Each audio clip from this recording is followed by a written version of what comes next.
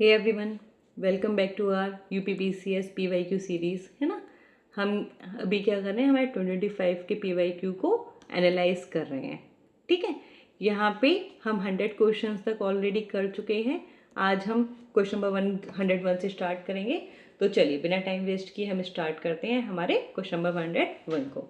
अब ये वाला जो क्वेश्चन है हमारा किससे रिलेटेड है? इकोनॉमी से रिलेटेड है। ये क्या बोल रहा है? Consider the following committees relating to poverty and arrange करना है इनको इसके क्रोनोलॉजिकल ऑर्डर में। इट मीन्स कि आपको कमिटीज के बारे में पता होनी चाहिए, है ना, कि हमारी कौन कौन सी कमिटीज किस टॉपिक से रिलेटेड है एंड उनका ईयर भी आपको पता होना चाहिए। एंड ये आप अभी तक नोट कर चुके होंगे, मैं पता नहीं कितनी बार बोल चुकी हूँ, अभी हमारे 101 क्वेश्चन पे आए हैं तब तक, कि मतलब क्रोनोलॉजी बेस्ड क्वेश्चंस इतने होते हैं। अगर आपको कुछ भी ऐसा पॉइंट दिख रहा है ना, कमिटी दिख रही है या कोई हिस्ट्री में वॉर दिख रही है ना, इन सबको मतलब ईयर तो आपको रट्टा मार लेना है। ठीक है, मतलब ये मैं ऐसे ही नहीं बोल रही हूँ, आपके सामने क्वेश्चन दिखाने के बाद बोला है कि हमारे यूपीपीसीएस में कितने क्वेश्चन ऐसे आते हैं। क्वेश्चन ईजी हैं, बस वो क्रोनोलॉजी बेस्ड हैं। ठीक है, चलिए अगर आपको ये पता है कि कमिटीज़ में क्या क्या था, है ना, क्योंकि एक स्टोरी टाइप में चलता है हमारा कि अच्छा पहले ये कमेटी आई थी, इसने हमें ये बोला, तो अगर आपको थोड़ा सा भी आइडिया है तो ये क्वेश्चन आप सॉल्व कर ले जाएंगे। तो चलिए हम इस क्वेश्चन को अब एनालाइज करते हैं पूरा। ठीक है, तो हम डायरेक्ट आंसर पे वैसे नहीं जा रहे हैं, बट हम देखते हैं। सबसे पहले हमारी कौन सी committee I? Dandekar and Rath committee. कब? 1971 में। तो ये हमारे, वैसे आपको ऐसे याद रख सकते हो, DLTR, है ना, डेली TR। ओके, तो DLTR, तो ये आपकी कौन सी जाएगी? दांडेकर, ठीक है, फिर लकड़ावाला, फिर तेंदुलकर एंड फिर आती है हमारी रंगाराजन कमेटी। ठीक है, पर अब थोड़ा सा स्टोरी जान लेंगे, है ना, कि किसकी क्या रिकमेंडेशन थी, तो आपको वैसे भी याद रहेगा। सबसे पहले हमारी दांडेकर एंड रथ कमेटी आई कब? 1971 में। ये हमें क्या प्रोवाइड करी थी? जो स्टार्टिंग में जो एस्टिमेट होने चाहिए पॉवर्टी में, है ना, वो बेसिस क्या होगा उसका? कैलोरी कंजप्शन, कि कितनी कैलोरी आप कंज्यूम कर पा रहे हो। फॉर एग्जांपल अगर यहाँ पे अभी हम सिर्फ कुछ पार्ट में दें, मान लो कि एक्स पार्ट अगर आप कंज्यूम कर रहे हो तो ठीक है, एंड इससे कम किया तो फिर आप क्या हो? पॉवर्टी में इंक्लूड किए जाओगे। ठीक है, तो ये इन्होंने क्या किया था? अर्लीस्ट सिस्टमेटिक एस्टिमेट दिया था पॉवर्टी का। किसके बेसिस पर? ये याद रखना है, कैलोरी कंजप्शन अप्रोच पर। फिर आता है हमारा लकड़ा वाला कमेटी। ठीक है, ये आया हमारा 1993 में। इन्होंने क्या बोला कि जो पॉवर्टी एस्टिमेशन है ना, वो स्टेट स्पेसिफिक पॉवर्टी लाइन्स पे होना चाहिए। मतलब पूरे इंडिया में एक जैसी कंडीशन तो है नहीं ना, हमारा मान लो सेंट्रल पार्ट हो गया, नॉर्थ ईस्टर्न पार्ट हो गया, कितना डिफरेंस है, तो वो स्टेट स्पेसिफिक होनी चाहिए और रूरल अर्बन प्राइसेस को भी हमें अलग करना चाहिए। ठीक है, फिर आई हमारी तेंदुलकर कमेटी इन 2009 सॉरी, है ना। इन्होंने क्या किया? इन्होंने जो पॉवर्टी एस्टिमेशन मेथोडोलॉजी थी इसको रिवाइज किया, एंड जो सिर्फ कैलोरी नॉर्म्स थे ना, कि लोग कितना खा रहे हैं, अब मान लो कि कोई हेल्दी डाइट नहीं ले रहा फॉर एग्जांपल, ठीक है, तो उसकी कैलोरीज वगैरह तो उतना मतलब नहीं रही ना, तो क्या वो मतलब पॉवर्टी में इंक्लूड हो गया? नहीं ना, मतलब तो उस वाले पॉइंट्स को देखना था। उन्होंने क्या किया कि बाकी के जो कंजप्शन पैटर्न्स है ना, आप उसको भी इंक्लूड करो। ठीक है, फिर आई हमारी रंगाराजन कमेटी। हमारी कब आई? 2014 में, 2014 में। इन्होंने क्या किया? एक नया पॉवर्टी लाइन मेथोडोलॉजी दिया था, जो मतलब जिसका क्या होगा कि हायर थ्रेशोल्ड हो, है ना, जो तेंदुलकर कमेटी ने बोला उसके ऊपर जाने की बात ही। ठीक है, तो ये वाला पॉइंट्स आपको याद रखने हैं। तो करेक्ट सीक्वेंस हमारा क्या है? DLTR, ऐसे आप याद रख सकते हो। चलिए आते हैं हम हमारे नेक्स्ट क्वेश्चन पे, क्वेश्चन नंबर 102। अब ये हमारा पॉलिटी का एक इजी क्वेश्चन कहूँगी मैं इसको, है ना, कि सीधा सीधा क्वेश्चन पूछा हुआ है ये। अब क्वेश्चन क्या बोल रहा है? पहले चीज़ तो आप याद रखिएगा, क्या बोल रहा है? नॉट, है ना, नॉट। ठीक है, इस वाले पॉइंट पे आपको याद रखना है कि जो हमारा 8th शेड्यूल है इंडियन कॉन्स्टिट्यूशन का, उसमें नहीं है। ठीक है, कौन सी लैंग्वेज नहीं है, तो इससे आपको क्या चीज़ पता चली? पहली चीज़ तो 8th शेड्यूल जो है वो हमारे लैंग्वेजेस के बारे में डील करता है। क्लियर? तो इस पॉइंट को अपनी कॉपी में नोट कर लीजिए अगर नहीं पता है तो, है ना, एंड पता है तो बहुत अच्छी बात है, वैसे आपको पता होना चाहिए। इनमें से कौन सी नहीं है? ठीक है, अब मैं आपको एक चीज़ बताती हूँ पहले, है ना, और इसके एक्सप्लेनेशन में जाने से पहले, ओरिजिनली क्या था? 1950 में हमारे पास 14 लैंग्वेज थी जो ओरिजिनल कॉन्स्टिट्यूशन में थी। फिर क्या हुआ? धीरे धीरे अमेंडमेंट आए, एंड अब इस टाइम पे हमारी कितनी है? 22 लैंग्वेजेस हैं। तो 8th शेड्यूल में कितनी लैंग्वेज आपको देखने को मिलती है? ऑफिशियल लैंग्वेज कितनी हमारी? 22 है। तो पहले एक आया 1967 में अमेंडमेंट आया, कौन सा? 21st amendment act. इससे रिलेटेड यूपीएससी, यूपीपीसीएस, मतलब यूपीएससी में भी हमारे क्वेश्चन आया, यूपीपीसीएस में तो आप देख ही रहे हो। ठीक है, तो जो 21st अमेंडमेंट एक्ट आया, उससे जो हमारी सिंधी लैंग्वेज थी ना, उसको इनकॉर्पोरेट किया गया कॉन्स्टिट्यूशन में।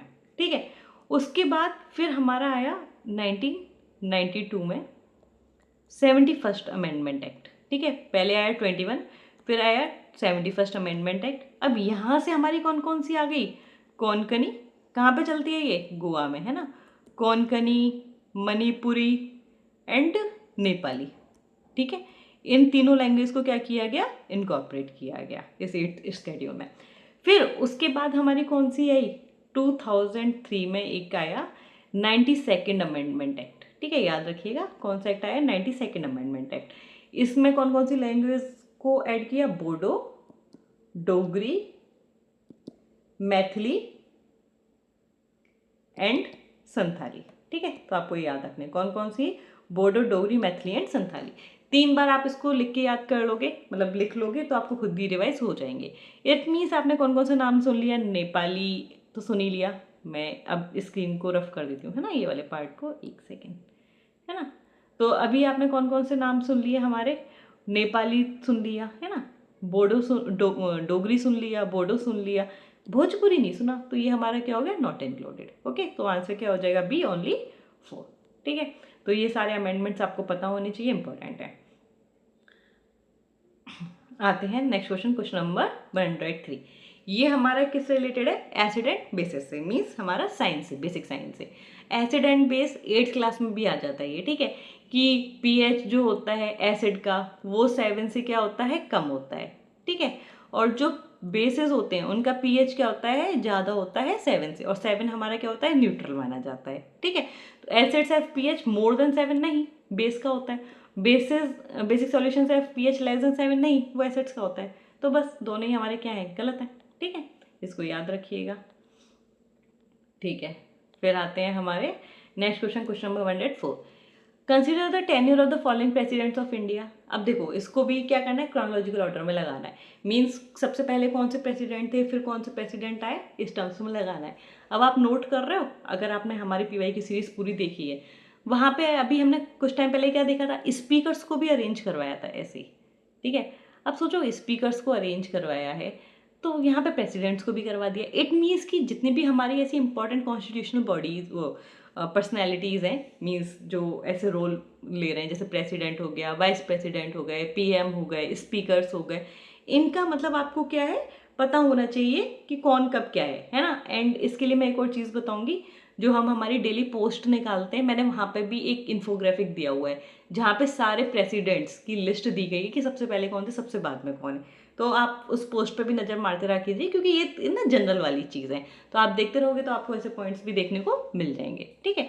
तो सीधे आते हैं कि अगर आपने पढ़ा हुआ होगा थोड़ा सा भी, तो आप इसको क्या कर लोगे, सॉल्व आउट कर लोगे, ठीक है। तो ये याद रखिएगा कि इन चारों के कंपैरिजन में सबसे पहले नीलम संजीवा रेड्डी थे, फिर वेंकट रमन आए, फिर KR नारायणन आए, और सबसे लास्ट में कौन थे, इन चारों के कंपैरिजन में अब्दुल कलाम, ठीक है।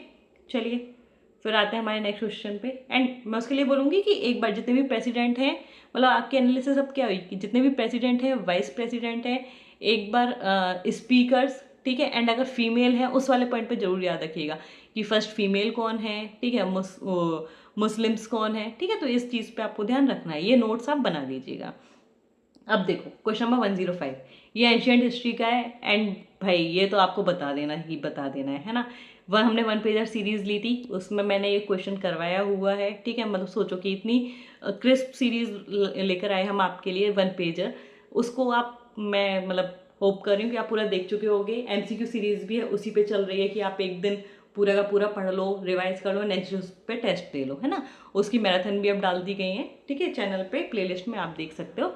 एंड ये क्वेश्चन मैंने एग्जैक्टली पढ़ाया हुआ है, ठीक है, आपने अगर देखा होगा तो आप अभी इसको बता दोगे। एंड इसके लिए मैंने ट्रिक बताई थी RVPK, ठीक है। तो अब बोला गया देखो 4 बुद्धिस्ट काउंसिल हुई थी, उसको क्रोनोलॉजिकल ऑर्डर में लगाना है। इट मीन्स R पहले, V पहले, P पहले, K पहले।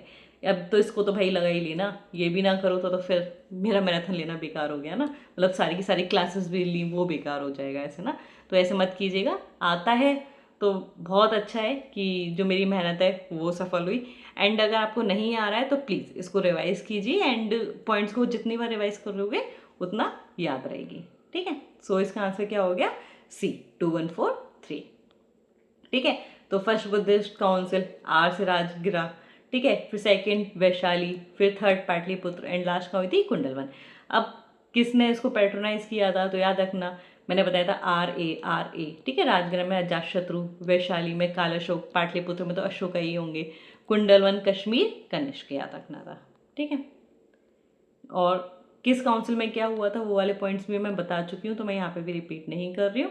आप प्लीज़ वो 1 पेजर जरूर जाके देख लीजिएगा, आपके बहुत काम के हैं। सारे के सारे जितने फैक्ट्स एग्जाम्स में आते हैं ना, सिर्फ वही चीज़ें हमने मोस्टली ली हैं।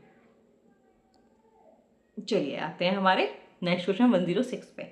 अभी हमारा ज्योग्राफी बेस्ड है, न्यूक्लियर पावर प्लांट और किस स्टेट में लोकेटेड है आपको ये बताना है। अब जैसे कुंडनकुलम, ठीक है, ये बहुत न्यूज़ में रहता है। ककरापारा, कायगा, रावत भाटा, ये आपको पता ही होने चाहिए, और आप सारे PYQs जब कर चुके होंगे ना, ये आपको खुद याद हो चुके होंगे, इतनी बार PYQs में आ जाएंगे। ठीक है, तो चलिए देख लेते हैं इसका सीधा आंसर, है ना। तो जो कुंडनकुलम है वो हमारा तमिलनाडु में है। कुंडनकुलम बहुत ज़्यादा न्यूज़ में रहता है। ठीक है, तो ये हमारा कहाँ पे, तमिलनाडु में। एक रावत भाटा नाम से भी आप इसको मार्क कर सकते थे कि कहाँ पे होगा, ये राजस्थान में है ना, और ये भी नॉर्मली आ जाता है तो पता होता है। ककरापारा गुजरात में, कायगा हमारा कहाँ पर है, कर्नाटका में है। ठीक है, तो ये आपको जो न्यूक्लियर पावर प्लांट्स हैं और किस स्टेट में लाई करते हैं, मीन्स आपको सब पे एक बार क्या है, नज़र डाल लेनी है, खासकर अगर कुछ कोई भी ऐसा न्यूक्लियर पावर प्लांट अगर न्यूज़ में चल रहा है तो।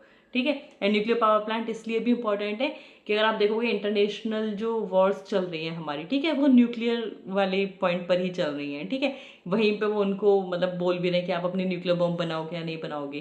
ठीक है, तो मतलब ये थोड़ा सा इंपॉर्टेंट पार्ट है, आप नज़र रख लीजिएगा, इंडिया के भी और वर्ल्ड के भी। ठीक है, चलिए आते हैं अब हमारे, बस ये एक यूपी का बताया हुआ है कि नरोरा में कौन सा है, नरोरा है यूपी में, तो ये वाला पॉइंट भी नोट कर लीजिएगा। तारापुर कहाँ पर है, महाराष्ट्र में। ठीक है, चलिए फिर आते हैं हमारे नेक्स्ट क्वेश्चन पे। ये हमारा करंट बेस्ड क्वेश्चन है, ये हमें अब याद नहीं करना है क्योंकि 25 का हो गया है ना, बट अब हमें देखना है कि क्या इस टाइम पे इंटरनेशनल बुकर प्राइज कुछ 26 का आया है, तो हमें उनको मतलब पर्सनैलिटी जिसने जीता है उनका नाम एक बार देख लेना है।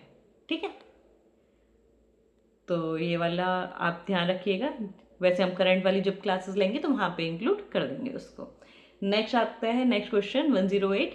ठीक है, यहाँ पे भी देखो हमारा ज्योग्राफी बेस्ड है, क्या पूछ रहा है, आयरन ओर माइंस और किस स्टेट में लाई करती है, ये वाले पॉइंट। मतलब ये देखो आज ज्योग्राफी में कैसे आ रहे हैं, मतलब मैं तो बोलूँगी geography, history, polity and history and geography तो है ही है, या तो मेजर बेस्ड है और हिस्ट्री तो हमारी क्रोनोलॉजी है। ठीक है, यही आप एक तरीके से बोल के चल सकते हो कि 90 to 95% इसी तरीके के क्वेश्चन आ रहे हैं, और अगर आपने एलिमिनेट भी कर लिया तो भी आप अपने आंसर पर पहुंच जाओगे, मीन्स एटलीस्ट आपको 2 पता होने चाहिए। चलिए आ जाते हैं देखते हैं, तो जो हमारी गोवा है वो कहाँ है, झारखंड में। बेलाडेला, ये तो मतलब इम्पोर्टेंट वन है, बेसिक बुक्स में NCERT में भी मिल जाती है, तो ये कहाँ पे, छत्तीसगढ़ में। नावमुंडी, ये हमारी झारखंड में। एंड कुद्रेमुख, ये हमारी कहाँ है, कर्नाटक में। कुद्रेमुख का भी आपने नाम काफ़ी ज़्यादा सुना होगा, बेलाडेला भी सुना ही होगा। मतलब अगर आपने NCERT भी पढ़ी है ना, तो आपको ये 3 नाम तो पता होते ही होते हैं, अगर जब 3 पता है तो आप 4 तो गेस कर लोगे। ठीक है, चलिए चलते हैं हमारे नेक्स्ट क्वेश्चन पे, क्वेश्चन नंबर 109। एंड ये भी करंट बेस्ड क्वेश्चन है एंड ये इंपॉर्टेंट अभी भी है, इंटरनेशनल सोलर अलायंस। मैं तो बोलूँगी इस वाले टॉपिक को अभी भी इस बार भी करके जाएगा, क्योंकि जैसे आपने देखा होगा हमारी रूफटॉप सोलर स्कीम चल रही है ना, PM सूर्य घर योजना वाली चीज़, तो बहुत ज़्यादा न्यूज़ में है। तो जितनी भी चीज़ें सोलर अलायंसेस से, सोलर एनर्जी से रिलेटेड है ना, उसको आपको जरूर ध्यान रखना है। ठीक है, और इसका जो हेड क्वार्टर है, पहली चीज़ वो इंडिया में है। ठीक है, कहाँ पे, गुरुग्राम में, है ना, मे बी, हाँ गुरुग्राम में, ये जितना मेरे को अच्छे से याद आ रहा है। तो जब इंडिया में है तो ये आपके लिए और ज़्यादा इंपॉर्टेंट हो जाता है। अभी क्या वाला first treaty based intergovernmental organisation है जो कि हेडक्वार्टर्ड है इंडिया में with 38 member countries. World solar bank and one sun world one grid इसके इनिशिएटेड है, तो यस दोनों ये क्या है, सही है। ठीक है, हाँ, तो ये हेडक्वार्टर्स का कहाँ है, गुरुग्राम इंडिया में, ये चीज़ आपको याद रखनी है। एंड कब लॉन्च किया गया था, ये इंपॉर्टेंट पॉइंट है, आप याद रखिएगा, 2015 में लॉन्च किया गया था। मतलब सोचिए 10 साल से ज़्यादा होने आ गए, ठीक है, कि जब इसको लॉन्च किया गया था। कब, COP21 पेरिस क्लाइमेट कॉन्फ्रेंस के टाइम पे। इनिशिएटिव किसका है ये, इंडिया एंड फ्रांस का। और जो फ्रेमवर्क अग्रीमेंट था वो फोर्स में कब आया, 2017 में, ये चीज़ याद रखनी है। ठीक है, अब आते हैं हमारे नेक्स्ट क्वेश्चन नंबर 110 पे। ये भी करंट बेस्ड क्वेश्चन है, बट जो खंजर एक्सरसाइज है ना, मतलब आप अब यहाँ से हमारे लिए क्या थीम निकल के आ गई कि जो मिलिट्री एक्सरसाइजेस चल रही हैं खासकर रिसेंटली वाली, उन पे नज़र मार लीजिए। एंड रिसेंट में मैं बोलूँगी ये लास्ट 10 मंथ्स का तो आपको देख कर ही जाना है करंट, है ना। वो क्लासेस भी आएंगी तो आप बिल्कुल टेंशन मत लीजिए। अभी जो सीरीज चल रही है उसको अच्छे से प्रैक्टिस रिवाइज PY की उसको सबसे पहले ख़त्म ही कर डालो इस बार अच्छे से, ठीक है। तो इसमें पूछा गया है, एक बार क्वेश्चन पे आ जाते हैं कि ये जो एक्सरसाइज हुई थी इंडिया और किस कंट्री के बीच में हुई थी, तो आपको ये पता होना चाहिए। तो यहाँ पे आप याद रख सकते हो जो खंजर है वो हमारी किसके साथ होती है, इंडिया और किर्गिस्तान के साथ में होती है। तो ये पॉइंट याद रहना चाहिए, ठीक है। तो ये हमारी जो एक्सरसाइजेस हैं इसके नाम याद रखने हैं, जो सेंट्रल एशियन कंट्रीज के साथ हो रही है। खंजर किर्गिस्तान के साथ, दुस्तलिक उज्बेकिस्तान के साथ, एंड काजिन कजाकिस्तान के साथ। अब देखो काज इंड है ना, तो ये तो नाम पे ही है, कजाकिस्तान और इंडिया है ना, कजाकिस्तान और इंडिया। दुस्तलिक जो हमारे दुस्तलिक है ये आप ऐसे याद रख सकते हो, थोड़ा सा ना लर्निंग ट्रिक में बोल सकते हैं। यू आ रहा है ना, है ना, यू से उज्बेकिस्तान, ठीक है। दुस्तलिक मतलब ऐसे दोस्ती चल रही है, तो यू उज्बेकिस्तान, और खंजर हमारी किर्गिस्तान, ये आपको ऐसे याद रखना है। आते हैं नेक्स्ट क्वेश्चन, क्वेश्चन नंबर 111। ये क्या बोला है, which of the following department prepares the national indicator framework progress report related to SDGs in India. SDGs से रिलेटेड क्वेश्चन भी बहुत आते हैं, PYQs अभी हम और देखेंगे ना, वहाँ पर देखेंगे। कई बार वो ऐसे होता है कि SDG दे दिया, किससे रिलेटेड है वो दे दिया, ठीक है, कि SDG 1 दे दिया, 3 दे दिया, 4 दे दिया, 5 दे दिया, मान लो, है ना। यहाँ पे लिख दिया पोवर्टी, ठीक है, ये इनइक्वालिटी दे दिया, है ना, या हंगर दे दिया, ठीक है। तो उनको मैच करवाने के लिए भी आ जाता है, तो आपको ये भी ध्यान रखना है ना, कि SDG हमारे 17 के 17 आपको एक बार टिप्स में होने चाहिए, है ना। चलिए, तो अभी बोल रहे हैं कि ये जो हम मतलब कौन सा डिपार्टमेंट है जो नेशनल इंडिकेटर फ्रेमवर्क निकालता है, जो किससे रिलेटेड है, हमारे SDG गोल से रिलेटेड है, ठीक है। तो ये आप याद रखिएगा कि सिर्फ हमारा डिपार्टमेंट ऑफ प्लानिंग है जो इस चीज़ से रिलेटेड है, डिपार्टमेंट ऑफ इकोनॉमिक अफेयर्स और एजुकेशन का इससे कोई लेना देना नहीं है, ठीक है। ये इंपॉर्टेंट है, इसको नोट कर लीजिएगा, ठीक है। इंडिया ने SDGs कब अडॉप्ट किए, 2015 में। और जो हमारी मॉस्पी है ना, इसने कब डेवलप किया है हमारा नेशनल इंडिकेटर फ्रेमवर्क को, कब, 2017 में, ठीक है। ये वाले पॉइंट्स भी हमें याद रखने हैं। नीति आयोग रिस्पॉन्सिबल है SDG को मॉनिटर करने के लिए, SDG इंडिया इंडेक्स, इससे रिलेटेड क्वेश्चन भी आ चुका है ना, तो इस पर ध्यान रखिएगा। एंड पॉलिसी कोऑर्डिनेशन पर, ठीक है। अब आते हैं हमारे क्वेश्चन नंबर 112 पे। ये हमारा बेसिक साइंस का क्वेश्चन है, केमिस्ट्री बोल सकते हो, है ना, केमिस्ट्री वाला पार्ट है, या फिजिक्स में भी आता है ये, ठीक है, कि आइसोटोप से रिलेटेड पूछ रहे हैं, ठीक है। अब ये बेसिक आपने पढ़ा होगा, अगर आप साइंस के स्टूडेंट हैं तो ये आपको आता ही आता होगा, है ना, तो उनके लिए तो बहुत ईजी क्वेश्चन है। तो आइसोटोप्स क्या होते हैं, ऐसे एलिमेंट्स, है ना, या ऐसे एटम्स, मतलब इनका क्या होता है, एटॉमिक नंबर सेम होता है बट मास नंबर क्या हो जाता है, डिफर कर जाता है। ये चीज़ आपको याद रखनी है ना, कि एटॉमिक नंबर तो क्या रहेगा, सेम, बट मास नंबर क्या कर जाएगा, डिफर, मास नंबर अलग अलग होता है। तो स्टेटमेंट 1 क्या कह रहा है, atoms with identical atomic number but different atomic mass number, सही है, ठीक है। अब बोला है प्रोटियम, ड्यूटेरियम एंड ट्रिटियम, ये आइसोटोप्स हैं कार्बन के। ये तीनों पता है आपको, ये आइसोटोप्स तो हैं बट कार्बन के नहीं है, ये हाइड्रोजन के है ना। ये याद रखिएगा कि 1H1, 1H2 एंड 1H3, ठीक है। तो protium, deuterium and tritium, okay. तो फर्स्ट सही हो जाएगा, सेकंड क्या है हमारा, इनकरेक्ट है। तो आंसर क्या हो गया, ओनली 1D। चलिए आते हैं हमारे नेक्स्ट क्वेश्चन पे, क्वेश्चन नंबर 113। ये भी देखिए हमारा match list 1 with list second है, एंड ये हमारा किससे रिलेटेड है, पॉलिटी से रिलेटेड है। आज ही हमने हमारी पॉलिटी का 1 पीरियड सेशन शुरू किया है, आप जाके देखिएगा जो जो पॉइंट्स काम के हैं, एंड वो एक तरीके से पूरा रिवीजन ही है। एंड जहाँ वो फैक्चुअल पॉइंट्स जहाँ से क्वेश्चन फंसते हैं उसको बहुत डिटेल में अच्छे से और कम टाइम में पूरा का पूरा समझाया गया है, जाके प्रैक्टिस कर लीजिएगा अच्छे से। एंड वहाँ पे आज ही हमने कुछ मतलब ऐसे देखोगे ना प्रोविजन, 7th शेड्यूल जैसे वो भी डिस्कस किया था ना, उससे रिलेटेड प्रोविजन आया था। अब देखिए 8th शेड्यूल अभी हमने ऊपर क्वेश्चन में देखा है, तो 8th शेड्यूल तो किससे रिलेटेड है, लैंग्वेज से, तो यही कहीं हो गया। 7th शेड्यूल अगर आप अभी देख के आए होगे क्लास तो आपको पता होगा किससे रिलेटेड है, हमारा ये लिस्ट से, union state and concurrent list से, ठीक है। ठीक है, अब आप मेरे को यहीं की यहीं बता दीजिएगा, अभी हमने पढ़ाया है कि ये जो हमारा 7th शेड्यूल वाला प्रोविजन है ये हमें हमारे जो हिस्टोरिकल बैकग्राउंड है ना, किस रेगुलेटिंग एक्ट से या फिर हमारे जो प्रीवियस एक्ट है ना, इंडियन काउंसिल एक्ट, उसमें किससे कनेक्टेड हमें देखने को मिलता है। ठीक है, कौन इसका बेस है। ठीक है, ये आपको कमेंट में आंसर बताना है। 9th स्केड्यूल की बात करते हैं तो ये हमारा वैलिडेशन देता है कुछ एक्ट्स एंड रेगुलेशंस को। एंड 10th स्केड्यूल, ये तो पता ही होना चाहिए, हर बार न्यूज़ में रहता ही रहता है ये। ठीक है, तो ये डिस्क्वालिफिकेशन से रिलेटेड है on ground of defection. And इस बार ये 10th शेड्यूल और ज़्यादा इंपॉर्टेंट होगा। एक तो पहली चीज़, ये ऑलरेडी ही न्यूज़ में रहता है हर बार, PYQs में कई बार है। दूसरा, इस बार हमारा जो राघव चड्ढा वाला पूरा सिनारी हुआ था, उसके चक्कर में 10th शेड्यूल बहुत फेमस हो गया था। इसलिए 10th शेड्यूल को पूरा अच्छे से आपको डिटेल में पढ़ना ही पढ़ना पड़ेगा। नोट कर लीजिएगा इसको। ठीक है, चलिए आते हैं हमारे नेक्स्ट क्वेश्चन पे। सो आंसर क्या हो जाएगा इसका? बी। 7th स्केड्यूल रिलेटेड है हमारी लिस्ट से, 8th लैंग्वेज से, 9th एक्ट से, एंड 10th हमारा डिफेक्शन से। ओके, चलिए आते हैं हम हमारे नेक्स्ट क्वेश्चन, क्वेश्चन नंबर 114। ये हमारा हिस्ट्री से रिलेटेड है। Which of the following sites were obtained by the British east India company under the treaty of Sugauli, है ना, इन 1816। ठीक है, 1816 में क्या हुई थी? हमारी ट्रीटी ऑफ सुगौली हुई थी। तो अगर आपको पता हुआ ट्रीटी ऑफ सुगौली एग्जैक्टली थी क्या है, किस किसके बीच में लड़ी गई थी, तो आप उसका आंसर दे सकते हो। तो ट्रीटी ऑफ सुगौली 1816 में हुई थी।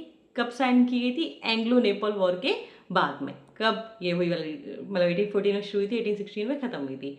तो यहाँ पे क्या था, काठमांडू तो कैपिटल रही थी नेपाल की, है ना, उसमें कोई चेंज नहीं था, वो ब्रिटिश को नहीं दी थी। शिमला वो भी एक्वायर नहीं हुआ, है ना, सुगौली के अंडर। पर रानी खेत जो था ना, वो ब्रिटिश के कंट्रोल में आ गया था।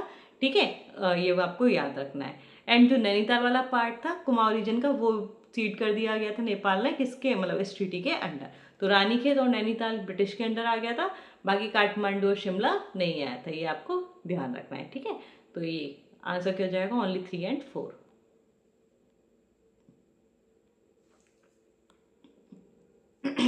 ठीक है, आते हैं नेक्स्ट क्वेश्चन, क्वेश्चन नंबर 115 पे। ये हमारा स्वावलंबिनी, ये हमारा करंट अफेयर से रिलेटेड है, स्कीम्स जो न्यूज़ में रहती हैं। अब एक तो करंट की स्कीम, ऊपर से अगर वीमेन बेस्ड है या चिल्ड्रन बेस्ड है तो वो ज़्यादा फोकस की हो जाती हैं। ठीक है, तो ये क्या थी? स्वावलंबिनी विमेन एंटरप्रेन्योरशिप प्रोग्राम था नॉर्थ ईस्ट के लिए। वो किस मिनिस्ट्री ने लॉन्च किया था? इट मीन्स अब आपके दिमाग में ये आना चाहिए, अच्छा हम अगर स्कीम्स के बारे में पढ़ रहे हैं, मतलब आप जब भी अपने करंट अफेयर्स करोगे या कर रहे हो, तो वहाँ पे आपको ध्यान रखना है कि अच्छा स्कीम जो आ रही है कौन सी मिनिस्ट्री उससे रिलेटेड है, कौन सी मिनिस्ट्री उसको लॉन्च कर रही है ना, किस मिनिस्ट्री ने उसको लॉन्च किया है, ये आपको ध्यान रखना है। एंड यही हमें एनालिसिस करनी होती है PYQ से। सिर्फ इसको रट्टा नहीं मारना कि अच्छा इसका आंसर A है, इसका आंसर B है, इस बार आएगा तो हम कर देंगे, नहीं नहीं, उसमें से आपने एनालाइज किया, वो क्या इंपॉर्टेंट है। अब आप करंट अफेयर से एक बहुत डीप क्वेश्चन है, उसमें से भी आप क्या, मतलब किस पॉइंट को मेनली एक्सट्रैक्ट करना है, वो आपको याद रखना है। ठीक है, तो क्या करना है कि मिनिस्ट्री अगर स्कीम आ रही है तो हमें मिनिस्ट्री को वहाँ से एक्सट्रैक्ट कर लेना है। ठीक है, तो आप ये याद रखिएगा कि ये ministry of skill development and entrepreneurship से रिलेटेड थी। ठीक है, अब आते हैं हमारे नेक्स्ट क्वेश्चन पे, क्वेश्चन नंबर 116। ये हमारा ज्योग्राफी का क्वेश्चन है। सिंपल पूछ रहे हैं कौन सी रिवर फॉल होती है अरेबियन सी में। जो मोस्ट ऑफ द रिवर है ना, ये हमारी फॉल होती है कहाँ पे? बे ऑफ बंगाल में। ठीक है, इसलिए वाला क्वेश्चन इंपॉर्टेंट है कि कौन सी रिवर है जो हमारी जाएगी अरेबियन सी में, बाकी मोस्टली हमारी कहाँ जाती है? बे ऑफ बंगाल में। तो याद रखिएगा पेरियार रिवर है जो जाएगी हमारी अरेबियन सी में, और बाकी चाहे पेन्नार हो चाहे पलार हो, ये हमारी कहाँ जाएगी? बे ऑफ बंगाल में। ठीक है, तो ये आपको याद रखनी है। ठीक है, कि वेस्ट फ्लोइंग, ये कई बार ना वर्ड से कंफ्यूज हो जाते हैं। अब पहली चीज़ तो आपको east west north south clear होने चाहिए ना, तो ये ईस्ट वेस्ट नॉर्थ साउथ हो गए। अगर हम इंडिया के रीजन की बात करेंगे, ठीक है, तो ये तो हमारा अरेबियन सी हो गया, और ये हमारा क्या हो गया? बे ऑफ बंगाल, है ना। तो ये वाले रीजन में अब ये क्या हो गया? हमारा वेस्ट फ्लोइंग ना, ये देखो ये वेस्ट है ना, तो इधर जो रिवर जा रही होगी वो क्या कहलाएगी? West flowing river. और बे ऑफ बंगाल में जाएगी वो क्या कहलाएगी? East flowing river. तो ये आई होप कि ये वाला पॉइंट अब आपको क्लियर हो गया होगा। अगर क्लियर नहीं हो तो ठीक है, मतलब अगर आपको ऑलरेडी पता है तो वेल एंड गुड, और नहीं पता तो यहाँ से क्लियर कर लीजिएगा कि ईस्ट फ्लोइंग रिवर कहाँ जाएंगी? बे ऑफ बंगाल में। और वेस्ट की तरफ वेस्ट फ्लोइंग रिवर्स होगी वो कहाँ जाएंगी? हमारी अरेबियन सी में। तो हमारी कौन कौन सी वेस्ट फ्लोइंग रिवर्स हैं? मीन्स जो अरेबियन सी में जा रही हैं, तो याद रखना नर्मदा, तापी, पेरियार, मांडवी एंड जुआरी। ये आपको याद रखनी है, पांचों की पांचों। नर्मदा एंड तापी एक्सेप्शन में आ जाती हैं, है ना, जब आप पूरा देखते हो तो ये हमारी कहाँ पे जाती हैं? अरेबियन सी में। और पेरियार, मांडवी एंड जुआरी भी। ठीक है, अब आते हैं नेक्स्ट क्वेश्चन, क्वेश्चन नंबर 117। ये आपका साइंस से रिलेटेड है। ठीक है, क्या बोला है, arrange the following electromagnetic radiations in decreasing order of their frequencies. ठीक है, अब ये देखो ऐसे है ना, मैं बता देती हूँ, आप यहाँ पे नोट कर लीजिएगा। ये होती है गामा रेज, ये गामा का सिंबल होता है ना, ये गामा का सिंबल है, मैं यहाँ पे बना दे रही हूँ। ठीक है, gamma rays, X rays, UV, visible है ना, इंफ्रारेड, माइक्रोवेव, ठीक है, रेडियो वेव्स, एंड यहाँ पे आ जाएगा आपका लॉन्ग वेव्स। ठीक है, थोड़ा सा ना मतलब हो सकता है आपको अजीब ट्रिक लगे, पर याद रखने की कोशिश कीजिएगा। गम का यूवी, इम रहा लॉन्ग। ठीक है, गम का ना ऐसे एक्स को बोल रहे हैं का। ठीक है, तो गम फॉर गामा, का यूवी, यूवी ठीक है, अल्ट्रावायलेट और विजिबल, यूवी, इम, ठीक है, इम इंफ्रारेड, माइक्रोवेव्स, रहा लॉन्ग तो रेडियो वेव्स, और ये लास्ट में हमारी क्या आ जाएंगी, लॉन्ग वेव्स। अब जो लॉन्ग वेव्स हैं वो तो लॉन्ग ही होंगी ना, मतलब हम ऐसे जाएंगे तो जो वेव लेंथ है, ठीक है, वेव की जो लेंथ है वो इंक्रीज होगी, ये वाला पॉइंट याद रखिएगा। बट जो फ्रीक्वेंसी है वो क्या होगी, डिक्रीज होगी। तो फ्रीक्वेंसी हमारी इधर वाले पार्ट पे इंक्रीज होगी, मतलब लॉन्ग वेव्स की फ्रीक्वेंसी सबसे कम होगी और जो हमारी गामा रेज है इसकी फ्रीक्वेंसी सबसे ज़्यादा होगी। तो इस डायग्राम को बना लीजिए एंड कोशिश कीजिएगा, एक दो बार बोलेंगे तो याद हो जाएगा। गम का यूवी इम रहा लॉन्ग, ठीक है, तो gamma x UV, infrared, microwaves, radio waves and long waves. जब लॉन्ग की तरफ जाएंगे तो वेव लेंथ बढ़ रही है, लॉन्ग है ना सॉरी, एंड अपोजिट आएंगे तो वहां पे उसकी फ्रीक्वेंसी बढ़ेगी। अब देखो हमसे क्वेश्चन में क्या पूछा है, decreasing order of their frequencies. Decreasing order पूछा है, फ्रीक्वेंसी मतलब वेवलेंथ वाला ही ऑर्डर बता सकते हैं ना, तो गम का यूवी है ना, तो सबसे पहले गामा आ गया, फिर एक्स रेज आ जाएगी, मतलब क्या हो जाएगा हमारा आंसर 1, 4, 2 एंड 3। ठीक है, तो क्या हमारे पास ऐसा ऑप्शन है, यस सी है, तो करेक्ट आंसर क्या हो गया, सी। ओके, चलिए चलते हैं हमारे नेक्स्ट क्वेश्चन पे, क्वेश्चन नंबर 118। ठीक है, वही असर्शन रीजन बेस्ड क्वेश्चन है। Food security is necessary even in surplus production years and starvation can still occur due to unequal distribution and lack of accessibility. तो यस, दोनों ही चीज़ें।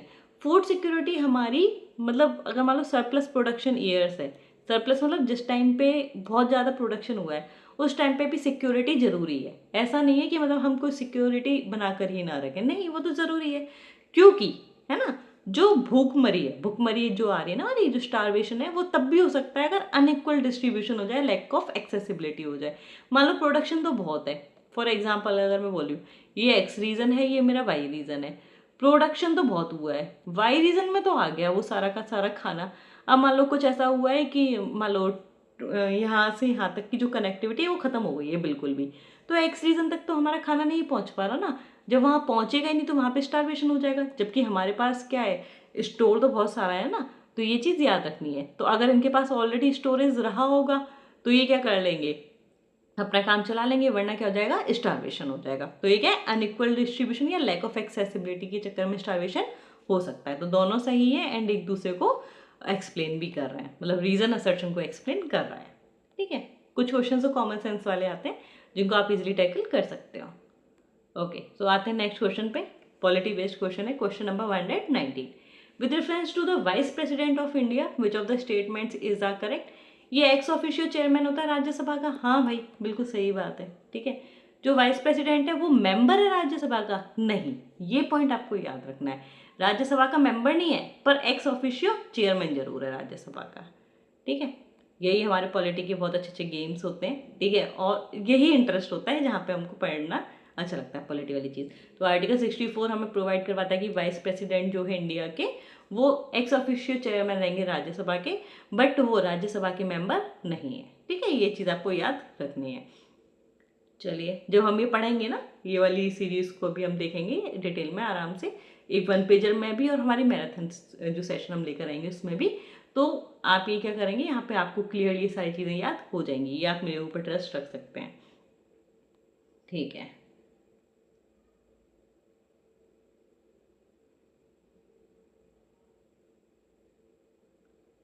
ठीक है,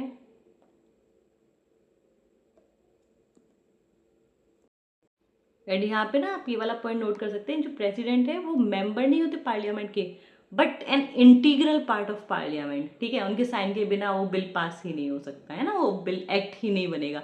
तो याद रखिएगा, पार्लियामेंट के मेंबर नहीं है बट इंटीग्रल पार्ट है पार्लियामेंट के, okay. And vice president not a member of Rajya Sabha but chairs it, okay. तो ये वाले पॉइंट्स मतलब फैक्ट्स ऐसे हैं जो आपको कंफ्यूज कर सकते हैं, इसलिए इनको नोट कर लीजिएगा।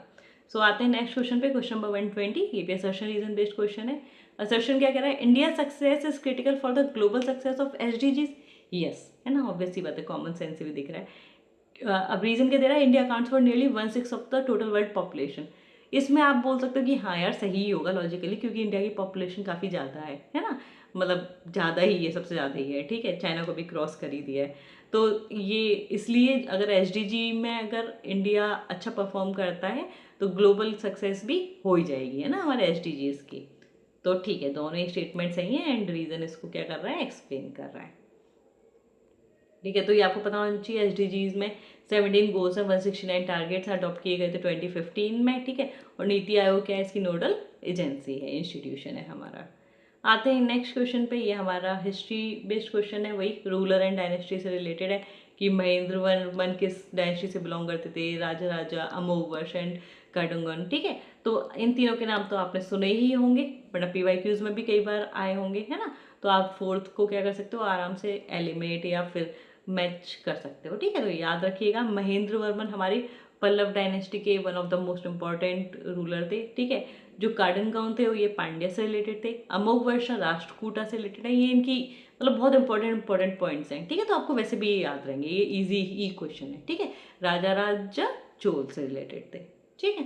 तो जब अब भी हमारी सीरीज चलेगी ना आगे मिडिवल वाला पार्ट में, तो आपको ये सारे याद हो जाएंगे, ठीक है, बिल्कुल भी टेंशन मत लीजिए,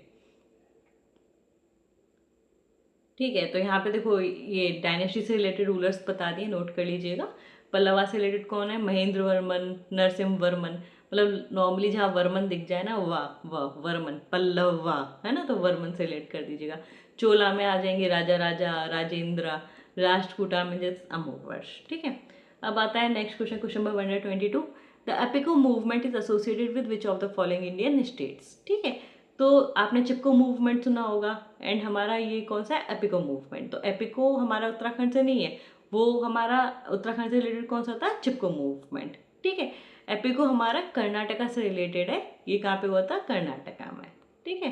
तो यहाँ से याद रखिएगा, एंड इसमें पॉइंट याद रखना है कि इससे रिलेटेड इंपॉर्टेंट लीडर कौन थे, पांडुरंग हेगड़े, ये आपको याद रखना है। एपिको का मतलब होता है टू हग।